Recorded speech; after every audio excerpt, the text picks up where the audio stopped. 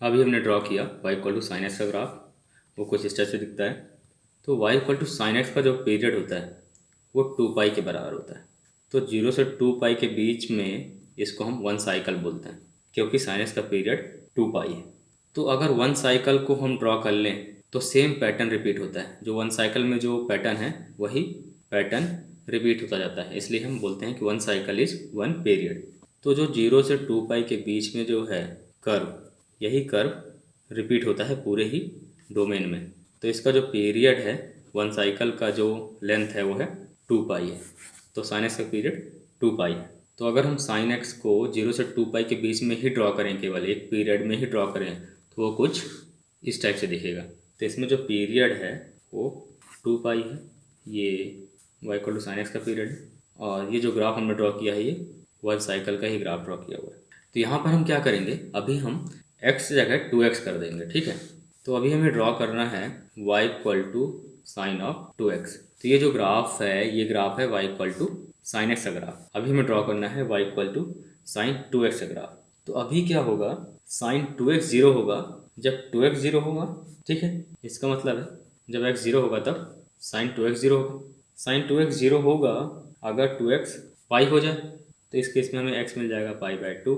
2x अगर 2 पाई हो जाए फिर भी साइन 2x 0 हो जाएगा, तो यहाँ से मिल जाएगा हमें x इक्वल टू पाई।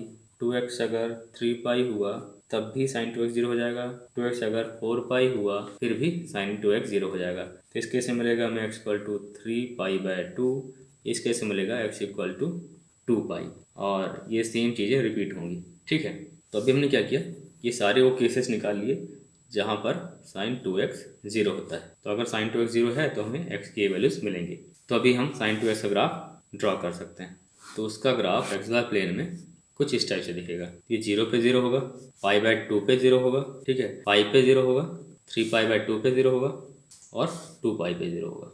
तो आप देख सकते हैं कि ये जो ग्राफ है 0 से 2 पाई के बीच में था वो कंप्रेस्ड हो गया है, 0 से पाई के बीच में हो गया है। इसका जो 1 साइकिल था वो 0 से 2 पाई के बीच में था। अभी इसका जो 1 साइकिल है वो 0 से पाई के बीच में, ये 0 से पाई के बीच में जो है ये 1 साइकिल है।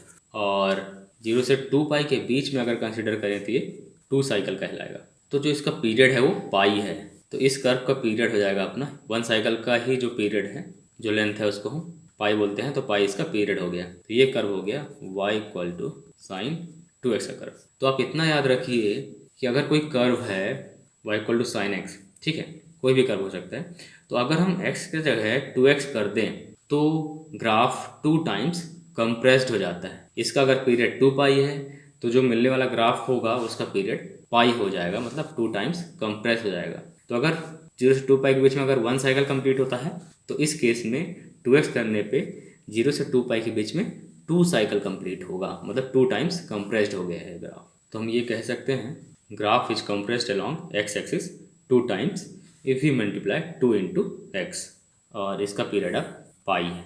तो इसको अब जनरलाइज कर सकते हैं। अगर हमें ड्रॉ करना पड़े y equal to sine of 3x, तो इस केस में क्या होगा कि जो ग्राफ है वो कंप्रेस्ड हो जाएगा 3 टाइम्स अलॉन्ग x एक्सिस, ठीक है।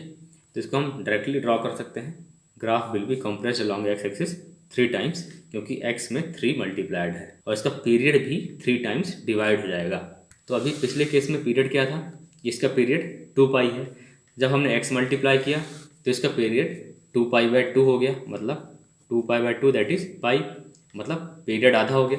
और इस केस में 3 मल्टीप्लाइड है तो इसका जो पीरियड होगा वो 2 पाई/3 होगा, क्योंकि x में 3 मल्टीप्लाइड है तो पीरियड में 3 डिवाइड हो जाएगा। तो इसका पीरियड डायरेक्टली हम निकाल सकते हैं। और इसका जो ग्राफ होगा वो 3 टाइम्स कंप्रेस हो जाएगा, मतलब 0 से 2 पाई के बीच में 3 साइकिल कंप्लीट होगा। तो 0 से 2 पाई के बीच में 3 साइकिल, मतलब साइकिल 3 बार रिपीट होगा। तो ये 1 बार रिपीट हुआ, ये 2 बार रिपीट हुआ, ये 3 बार रिपीट हुआ।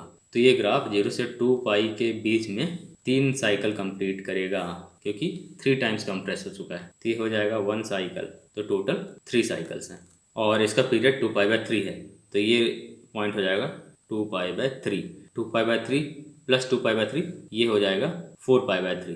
तो अगर ये 2 पाई/3 है तो ये वाला हो जाएगा पॉइंट पाई/3, और ये पॉइंट हो जाएगा 3 पाई/3।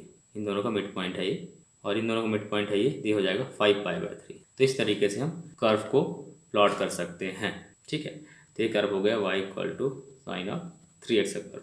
तो यहाँ पर 0 से 2π के बीच में हमें 3 साइकिल्स मिलेंगी, और यहाँ पर 3π/3 को पाई ही बोलेंगे क्योंकि 3 कट जाएगा, ठीक है। तो इसको पाई लिख सकते हैं।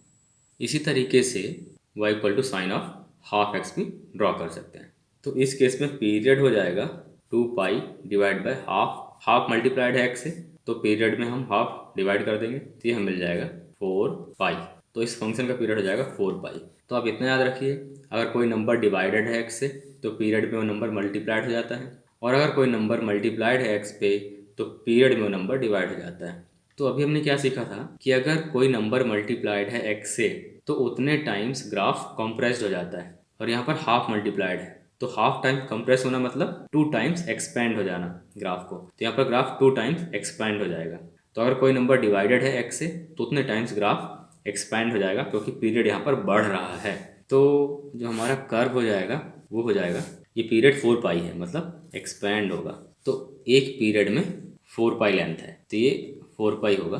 तो जो एक साइकिल होगा वो कवर करेगा 4π लेंथ क्योंकि इसका पीरियड 4π है, तो ये हो जाएगा 2π, और ये हो जाएगा पाई, ये हो जाएगा 3π। तो ये हमने ड्रॉ कर लिया y = sin ऑफ x/2। तो अगर x में 2 डिवाइडेड है तो ये 2 टाइम्स एक्सपेंड हो जाएगा, और अगर साइन में 2 मल्टीप्लाइड होता तो ये 2 टाइम्स कंप्रेस्ड हो जाता। तो ये चीज़ आप याद रखिए। इसी तरीके से अगर कोई नंबर y में मल्टीप्लाइड हो, एग्जाम्पल के लिए 2y = sin ऑफ x ले लेते हैं, इसका ग्राफ ड्रॉ करना है। यहाँ पर 2 मल्टीप्लाइड है y से, तो y के लॉन्ग ग्राफ 2 टाइम्स कंप्रेस्ड हो जाएगा। तो एक्चुअली sin x का ग्राफ क्या था, एक पीरियड में ड्रॉ करते हैं। sin x का ग्राफ कुछ इस टाइप से था, ठीक है। 0 से 2π के बीच में एक साइकिल होता है इसका, क्योंकि इसका पीरियड 2π होता है। तो ये हो गया y = sin x का ग्राफ। तो इसका जो लिमिट होता है ये 1 से -1 के बीच में फ्लक्चुएट करता है। तो जो y का लिमिट होता है ये +1 से -1 के बीच में होता है ग्राफ, ठीक है। तो अभी क्या करेंगे, क्योंकि y में 2 मल्टीप्लाइड है तो y के लॉन्ग कॉम्प्रेस हो जाएगा 2 टाइम्स। तो ये जो ग्राफ है अभी पीरियड तो सेम होगा, ठीक है, क्योंकि x में कोई चेंजेस हमने नहीं किया है। अभी पीरियड इसका 0 से 2π ही होगा, लेकिन y के लॉन्ग कंप्रेस हो जाएगा 2 टाइम्स। तो जो अभी इसका लिमिट +1 और -1 था, अभी ये +½ और -½ हो जाएगा। तो जो y की वैल्यू है वो चेंज हो जाएंगी, ठीक है। तो इसको हम कह सकते हैं कि graph is compressed along y axis 2 times. इसी तरीके से अगर हम y में हाफ मल्टीप्लाई कर दें, ठीक है, तो यहाँ पर एक नंबर हमने मल्टीप्लाइड किया y से जो कि फ्रैक्शनल है, तो इसको एक्चुअली हम लिख सकते हैं y = 2 sin ऑफ x। तो अगर कोई नंबर हम y में डिवाइड करते हैं तो वो कर्व उसी एक्सिस के लॉन्ग एक्सपेंड हो जाता है। तो यहाँ पर y में हमने 2 से डिवाइड किया तो ये एक्सपेंड हो जाएगा लॉन्ग y एक्सिस 2 टाइम्स। यहाँ पर भी पीरियड में कोई चेंज नहीं आएगा, पीरियड अभी भी 2π है जैसे पिछले केस में था, क्योंकि x में कोई भी चीज़ मल्टीप्लाई नहीं किया हमने तो पीरियड चेंज नहीं होगा, अभी भी 2π होगा। लेकिन y में हमने 2 से डिवाइड किया है तो ये 2 टाइम्स एक्सपेंड हो जाएगा, ठीक है। तो ये कर्व कुछ इस टाइप का होगा, तो पीरियड अभी भी 2π होगा लेकिन ये एक्सपेंड हो चुका है y एक्सिस के लॉन्ग, तो ये 2 और -2 के बीच में फ्लक्चुएट करेगा। तो y का जो रेंज है वो बढ़ गया है, यहाँ पर 2 मल्टीप्लाई हो गया। अगर हमने 2 से डिवाइड किया y में तो उधर जाके 2 मल्टीप्लाई हो गया है। तो अगर sin x +1 से -1 फ्लक्चुएट कर रहा था, ठीक है, तो क्योंकि 2 मल्टीप्लाई हो गया तो ये +2 और -2 में फ्लक्चुएट करेगा, क्योंकि +1 में 2 मल्टीप्लाई करेंगे तो 2 मैक्सिमम वैल्यू होगा इसका और मिनिमम वैल्यू -2 होगा, तो ये +2 और -2 में फ्लक्चुएट करेगा। तो यहाँ पर इसको इस तरीके से भी समझ सकते हैं कि sin x लाई करता है -1 से 1 के बीच में, तो 2 sin x लाई करेगा -2 से 2 के बीच में।